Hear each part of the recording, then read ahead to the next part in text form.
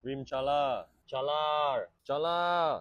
Yang bawa kereta, rim dah cala teruk tapi tak sanggup nak beli baru. Lagi-lagi kalau rim lawa lagi, tengok video ni. Hari ni kita bawa Proton Inspira kita ke King of Rims insya-Allah to restore and give it a new color. First they explain the restoration process. After that, because I want a new color, dia bagi kita pilih warna dari rim yang diorang dah ada. Memang King of Rims, dia ada beratus-ratus design dan berwarna-warni. So many samples to refer to. Next, diorang bagi spare wheel because restoration normally takes 2 to 3 days. First, dia ketuk balik dulu because 2-3 biji rim dah bengkok sikit. Then they remove the old paint, permukaan tu dia licinkan, kemudian basuh pula. Yang mana cala tu diorang tampah balik guna simen. It's actually quite a lot of work. Before spraying the new paint, they spray a layer of primer first, then the new color, hyper black. Yang lama warna silver, so kita try warna gelap sikit. After a few layers of paint, spray clear coat pula. I can't wait to see it on my car. For extra charge, diorang tolong carikan stiker yang hampir-hampir macam ori. Dulu rim warna silver, ayat warna hitam. Sekarang rim hitam, branding tu warna putih pula. After that, dia spray satu layer clear coat lagi, then masuk oven overnight for everything to dry properly. Next day, masa kutip tu, tayar dah pasang balik and wow, I'm so satisfied with the result. Yang ada budget, bolehlah tukar rim baru. But for me, I really like this design and now ada new look sekali. Walaupun cuma cat baru, stiker baru, rasa macam beli rim baru pula. Kos untuk restore ni dalam RM800. Sesiapa nak restore balik rim lama, ingatlah nama King of Rims.